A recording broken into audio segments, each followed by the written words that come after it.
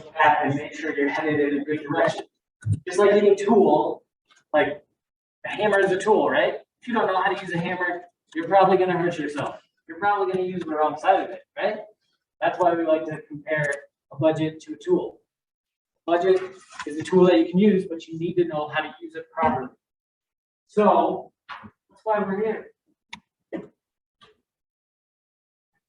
Steph, Glenn Cotter, all right.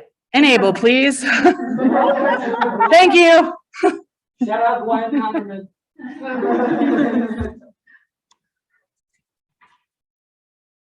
I quit. Maybe the most exciting presentation. I'm not gonna lie. Oh, just hit the little X now on the right. Yeah. Okay. So step one, as you are creating your budget, you need to think about your needs and your wants. So, as the screen says, a need is something essential that you have to have. You can't live without it. Food, right? Netflix.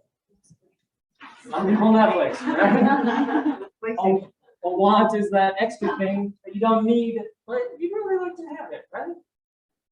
So you need to sit down and think about what's your needs versus your wants. We talked about a basic need is food.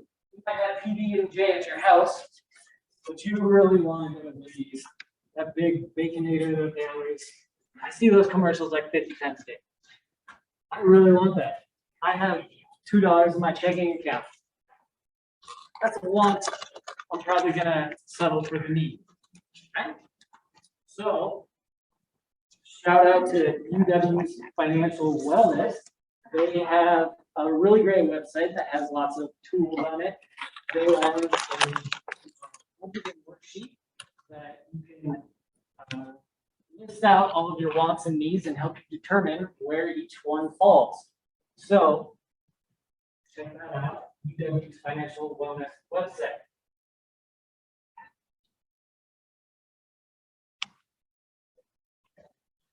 Okay, so next we'll go into, I'm sure you guys have all seen it before, called SMART goals. So goals are important to establish to know what you're working for and how to keep it on track. So a couple of ways that you can use that is using the SMART goals here. So the S is specific, so you want to make it a specific goal.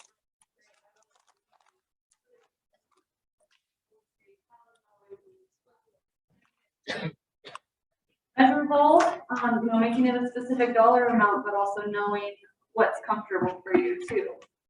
Attainable, you want to save 1,000 in a week versus 1,000 in 3 months. What's really going to be the best option for you? Again, looking at your budget and knowing, how your income comes in each month.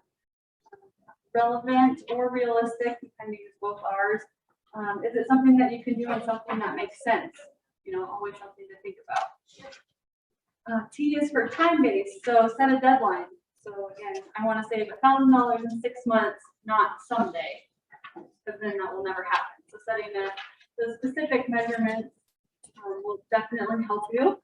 We are passing out a little handout too that can kind of help you walk through your own SMART goals. Yeah, that's just something that you can keep in mind.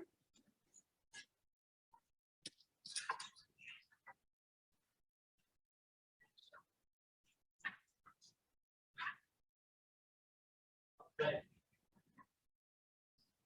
So, I'm going to show an example of what your budget might look like as you fill out that sheet, as you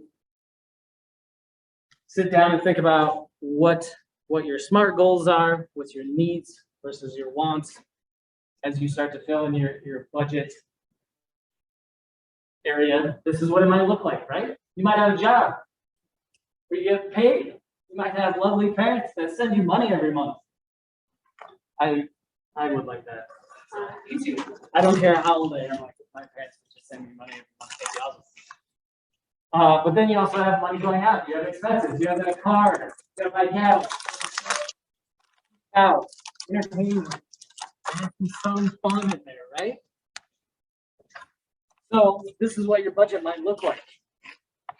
Key question here. So what's nice about this is there's variables in all of this, right? Maybe 1 month, you decide to take a road trip. Let's go to Vegas, the Mountain West basketball tournament. That'd be awesome. Maybe the gas bill is double that, right? Maybe the entertainment bill goes down. You decide, we went to basketball, I can't go to the movie theater every week. So it flexes every month. You have different choices that you can make in your budget. One thing I did want to point out here was remember to be savvy shoppers, right? Comparison shop to find the best deals, buy on sale, buy in bulk. Groceries is a great example of that. A reminder that brand name or higher price doesn't always equal better.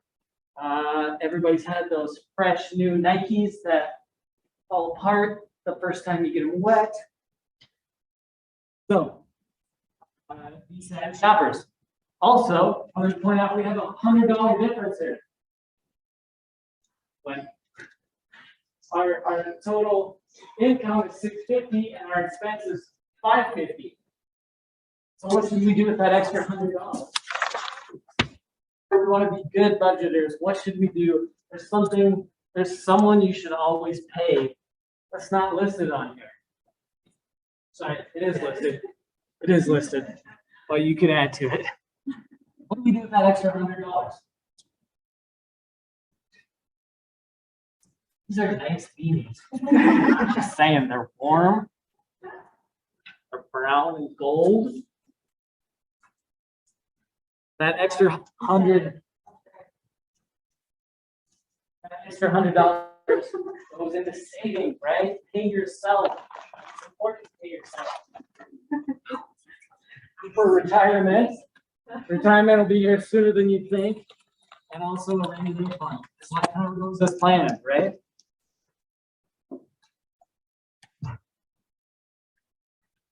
All right, so we want to talk about tracking your budget. So if you're not keeping an eye on your money, how do you know where it's going? Does anybody have any special ways they like to track their money that they use like daily? Yeah. Yeah. That's perfect. Yeah, there's tons of apps. There's, even if you're just writing on a piece of paper, you know, this is now how much you have to spend. Just knowing your budget. So also at Untitled with your account, you get the app, which definitely helps. It's all the online banking. So your transactions are clear to you immediately, so you know if there's a charge on there from Arizona, it wasn't you. It's also a good way to keep it in check too, so that you know what they're using for the problem.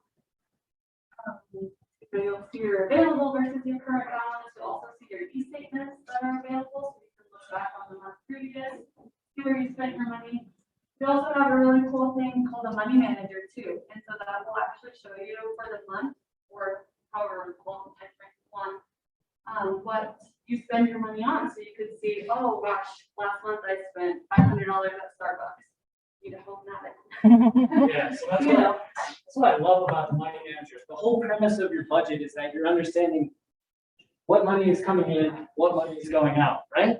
So with money manager, you can tag your expenses, right? So you can go in there and say, all right, every time I get coffee, let's add it up, see how much, and you'll find out I spend $150 on coffee every month.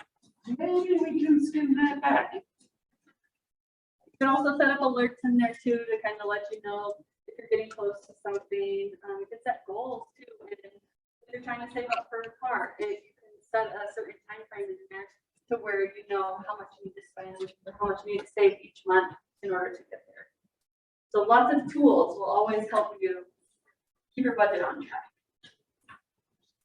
So like Des talked about, there's several tools we can use to track our budget. We talked about digital banking through our app and our website. We talked about the money manager. What else are tools that you can use to track your budget?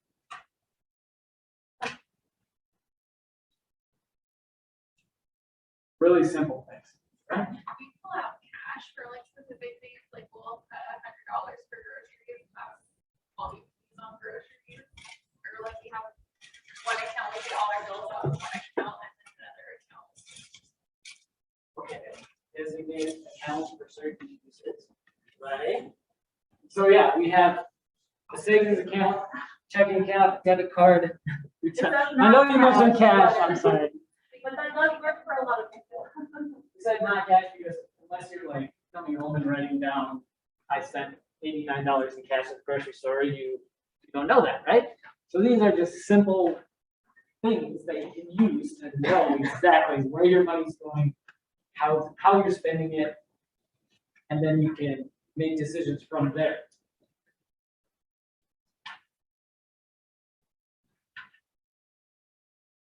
Cool, so why is it important? It's important to, so you can help not overspend, and also, like I mentioned before, the fraudulent situation. If you're not tracking anything, how are you gonna know if something comes out and you're, negative, in the negative, and you're like, well, how did that even happen? So it's good to keep an eye on everything. You also wanna avoid situations where you don't need to rely on credit or get into a credit trap, which is also why you need to set a good budget and one that's realistic to what you're gonna need to be spending and saving, no more. And remember to keep your SMART goals in place. And if one day mess up, the next day start over and keep going to that budget. Right? It's like being in school. You flunk a test, you're not just gonna be like, you know what, I'm done. I'm good. Go back to Newcastle. You can splurge. You might not make your budget 1 month, but that next month is a new month, right? Questions on budgeting before we talk about crediting? Yeah, credit. Okay, all right. Your credit and how it affects you. Trust me, I'm here to tell you, it affects you a lot more than you think. So, who knows what credit is?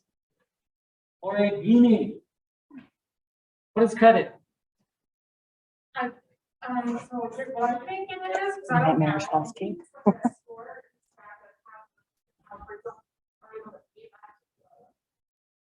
Hold on. Credit is a score. And it's really how trustworthy you are. How much can we trust you? If I give Gwen $20, is she gonna pay me back? No. No, she owes the whole floor. Gwen's credit score might be kind of low. Yeah. So yes, essentially, your credit is a scale of your trustworthiness when it comes to borrowing and paying for things. Can you be trusted to pay back what you have promised, or do what you're saying, do what you said that you're going to do? When we talk about credit, not all credit is created equally. We like to think that, credit is a big scary number. Like, credit is a score. A lot of people have no idea. Who knows exactly what their credit score is? Kudos. A lot of people don't. They have no idea. They don't even know where to go to check it. They don't have an idea what it is. So it's scary to them, right? So we want to explain a little bit to you about what your credit score is and how you can affect it. So as Abel mentioned, it is a score. So we put up here kind of the different ranges that it goes from. It does range from about 300 to 850. You might have a 0. If you have no credit pulled out in your name, it could come as a 0, which don't let that scare you either because it's pretty easy to build it up. Let's see. So there are 3 different credit agencies that credit gets pulled from. Does anybody know the 3 credit bureaus? Experience. TransUnion, Equifax, and I don't know. Yeah, got it. Experian is the other one. Experian. So those 3 are the credit agencies that make up the credit scores.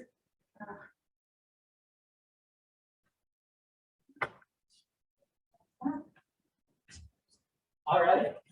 Factors of your credit. These are what affect your credit and the percentages. The biggest one is payment history.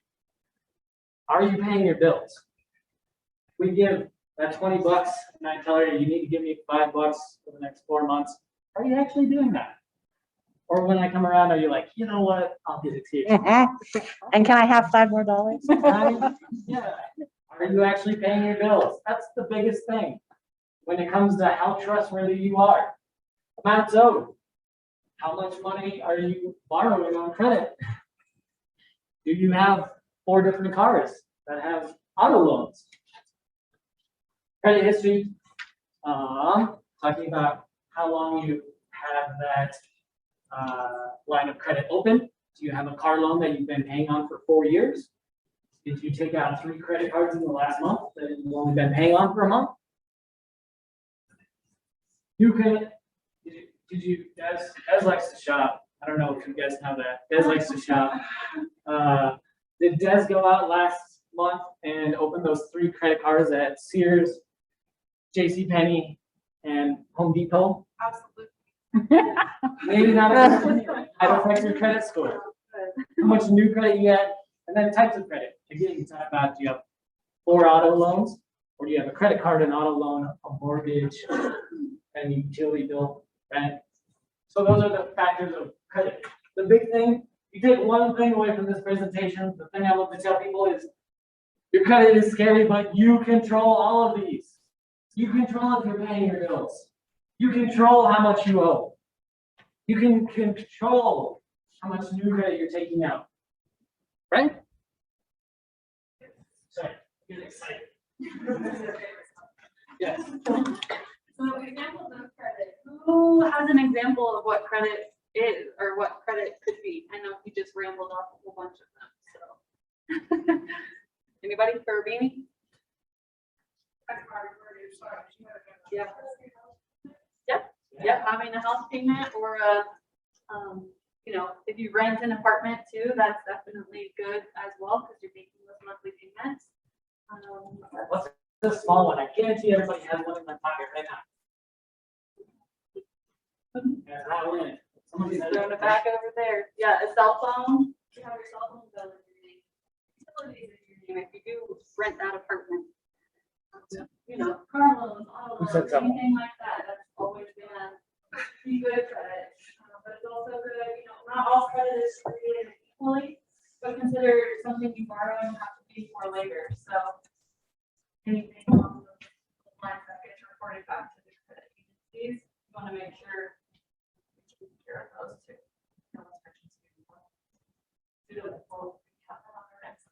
Look at you. Segue. Any type of loan that is out in your name. All right, and we're gonna skip this. That's a video, and we're not given our track record with. We're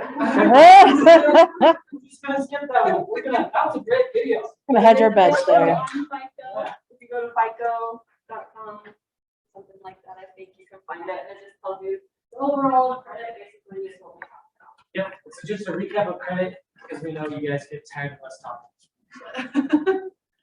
All right. Tell them how to check their credit. So checking your credit, has anybody here checked their credit before to know where it's at, how their credit pull? Awesome. So this is, what we put up here is the annual credit report.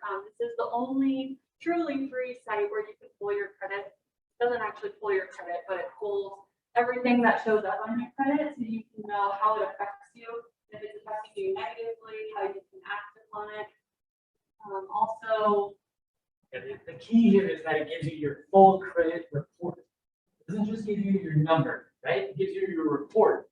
So you know that if you had a cable bill 5 years ago in Newcastle, and you moved here to Laramie, and the cable company thinks you still owe them $50 in Newcastle, and they're digging your credit score, they sent you the collections, and you have no clue, you can rectify that, right? So again, the key here is gives you your full report. You can know exactly what's affecting the credit.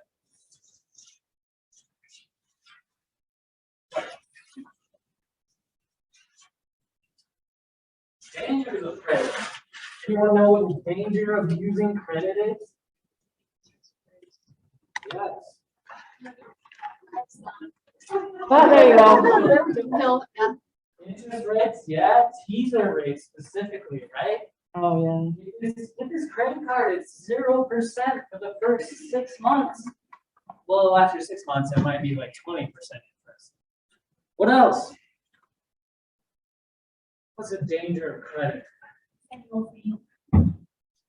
Yeah, and what are annual, wow, careful. What are annual fees on? Put a sign on that thing. Yeah. Credit cards are danger, right? It's really easy to go to that store and just swipe, swipe. And all those swipes, they tend to add up. As much as I would like to say that those swipes don't find your bank account, they always do, right? Payday loans, another big one. Again, read the fine print. If you're going to a payday loan place, it might be time to skim down that budget. There's some really high interest rates there and late fees. So again, we talked about having good credit is a good thing, but having bad credit can really hurt you and cost you money down the road.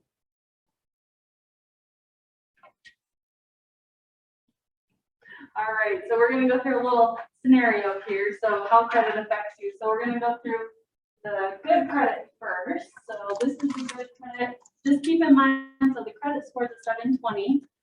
The interest rate is at 3.24%. You're taking out $18,000 to say you're getting a car. And the total interest that you'll pay over the whole loan is $1,559 about. So this is a really good example of a car loan. A car loan would look like this. And so this is the example of a lower credit score. So the credit score is at 610. The interest rate jumps up to 8.99%. You can see the difference in there. And then that'll bump the interest up to $4,535 about. So, can anyone tell me the difference? Whoops, I clicked it. Okay, we clicked it. Almost $3,000.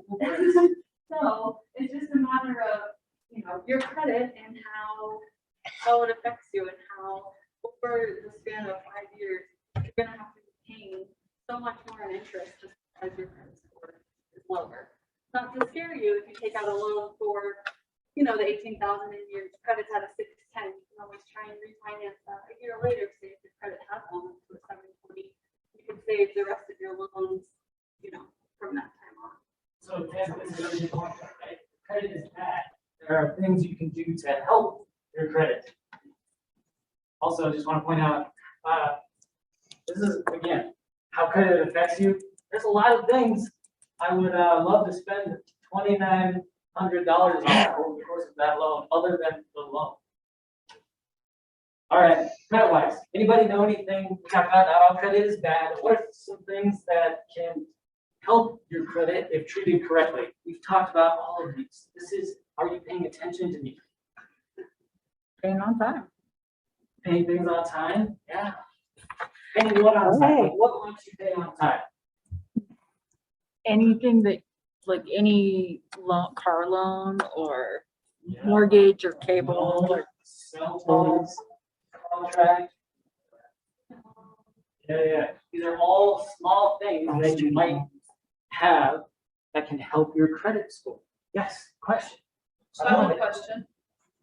I'm sure that just about everybody in this room pays rent and has an apartment.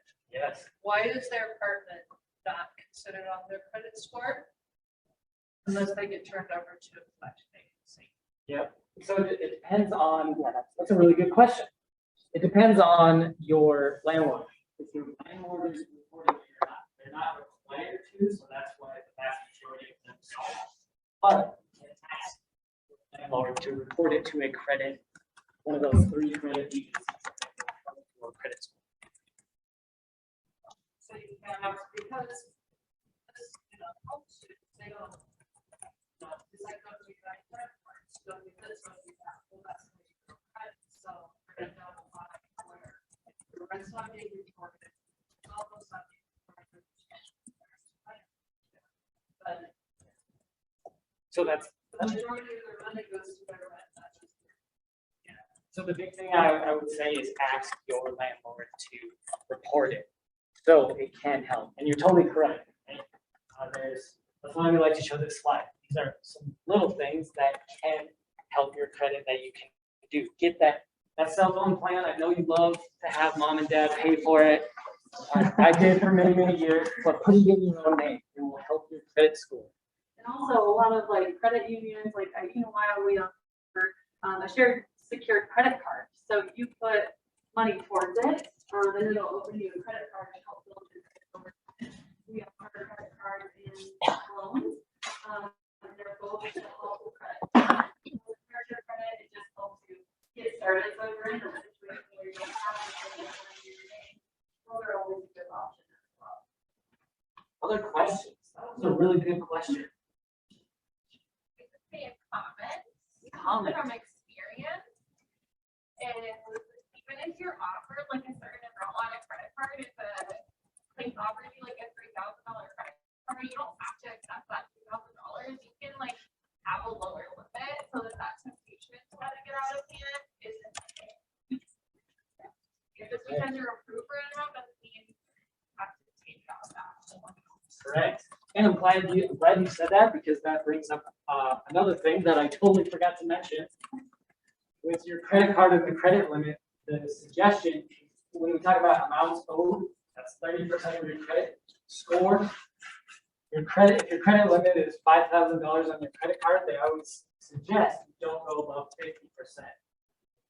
So you're proving that you're responsible, you're not maxing out credit cards, because if you max out a credit card and you apply for another credit card, they're gonna think, well, they might do that to our credit card too, and they might not pay that back.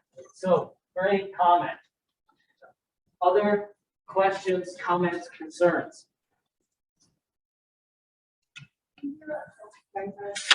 So I was wondering, so when you apply for something like a line of credit, do companies just get like FICO score, or do they get your entire report?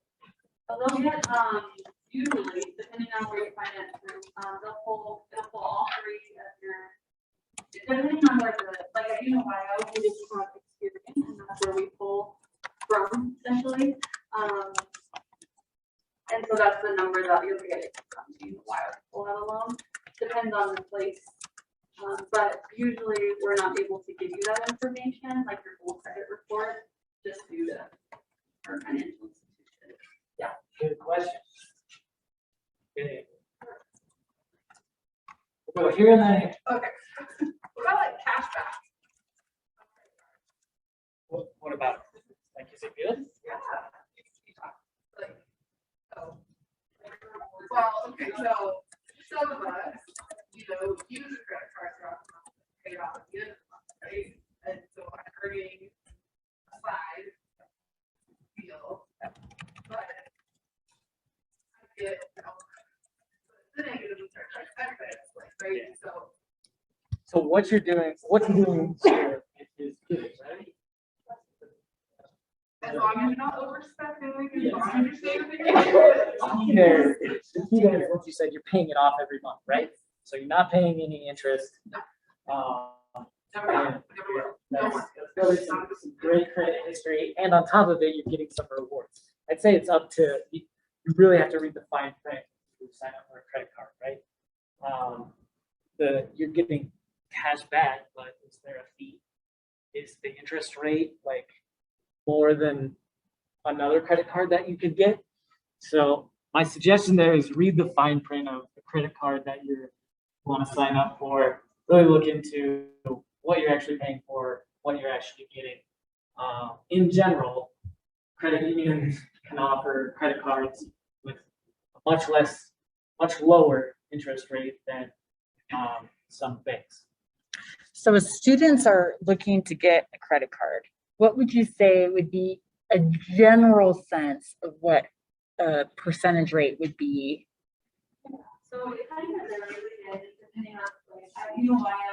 I think the starting is like 7.99. Oh, that's And great. it'll go up to about 18%.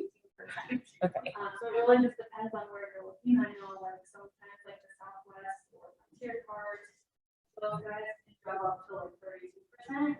So you really like before you can apply, because once you can apply, you're gonna pull your credit score and it's gonna take your credit. So you want to make sure you look through and you've researched the exact card that you want. thing you want is to get a card and be approved for $6,000 and then find out your interest is gonna be 30%. We might be a little biased, but you has That's interest good rate enough. around 6 to 8%, which is super good. We have a promotion going on right now, teaser rate, Uh-oh, you warned about the but teaser. it's good. Other questions? You have a question? Yeah, so like if a child wants to get credit, is it a good or a bad idea to put them on like a credit card as a, because I know when I was like 18, I had no credit. And so is that like, as long as you can afford a credit thing and, or maybe you can do that? I mean, as long as you trust your child, if you're gonna add them as like a suicide or just have them on there, it's always a good thing, because that's gonna help build their credit for, you know, however old they are. You have to be 18 to be on a credit card by yourself, but if you know, wanted to put them on a credit card. Yeah, And then so, for like utilities, it's like you automatic withdrawal, because I didn't really know that those affected your credit. How do you go about that? Yeah. Sandy. Do automatic withdrawal. Yeah, So so they're all if you're paid just on paying time. the bill off. Yeah. Okay, thank you. I'd say the big thing you guys hit on there was, you're gonna.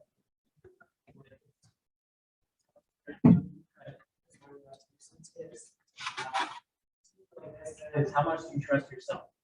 If your credit score is really low and you add your kid to it, it's not helping your kid.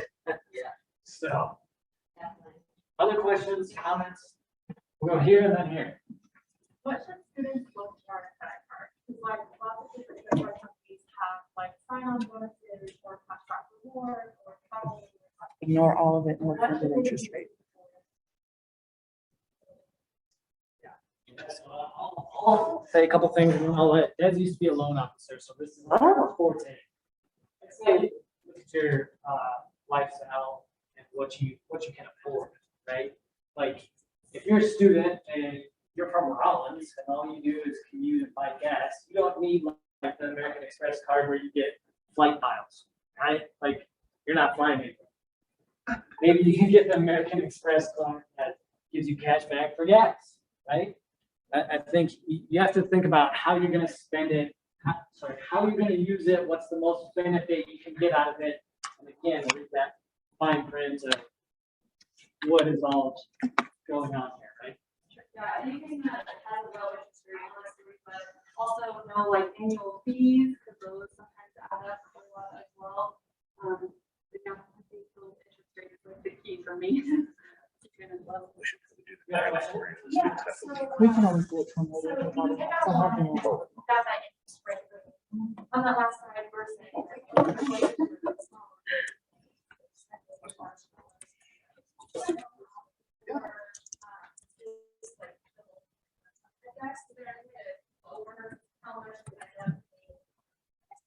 So, yes. There's positives and negatives to paying your loan offer, right? That's what you're asking. Yes, Right? thank you. So like if you're very established and you have a high credit score and you can pay off a car loan, right? Like is a great example. You can pay it off ahead of time for sure, right? Like why prolong it and end up paying that interest when you don't have to?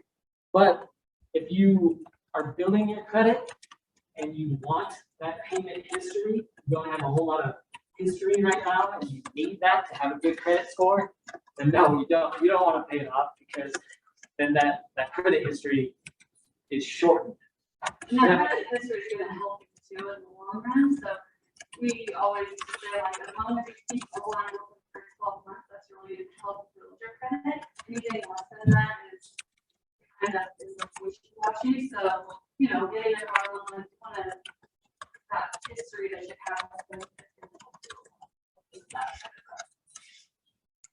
So what is your car loan, let's say $350?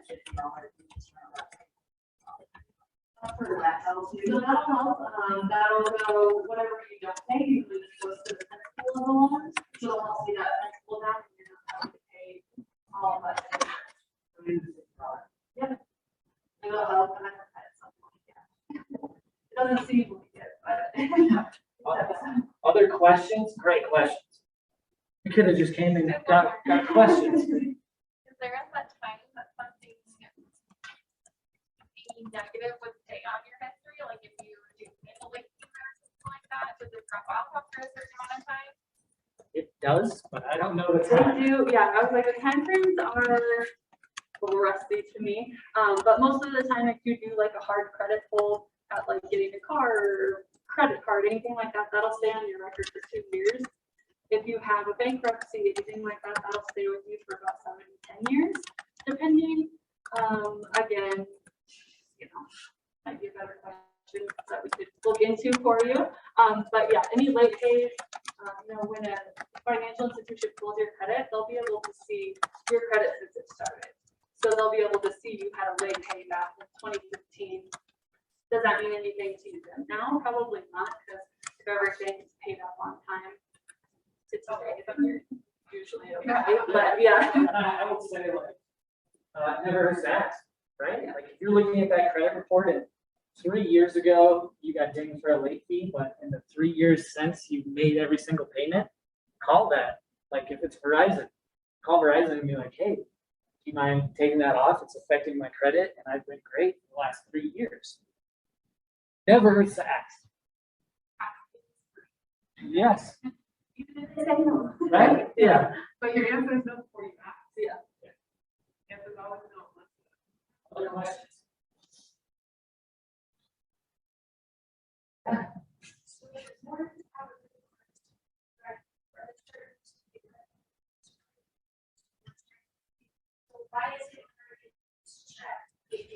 Yeah.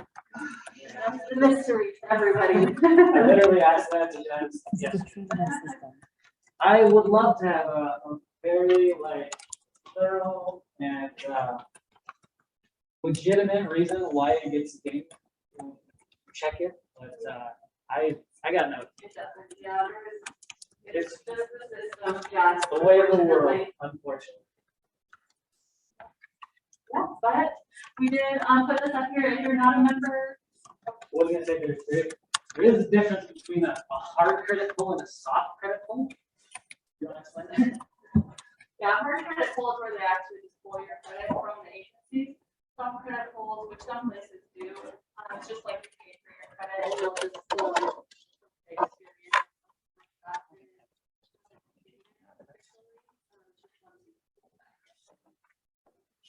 Like, wait.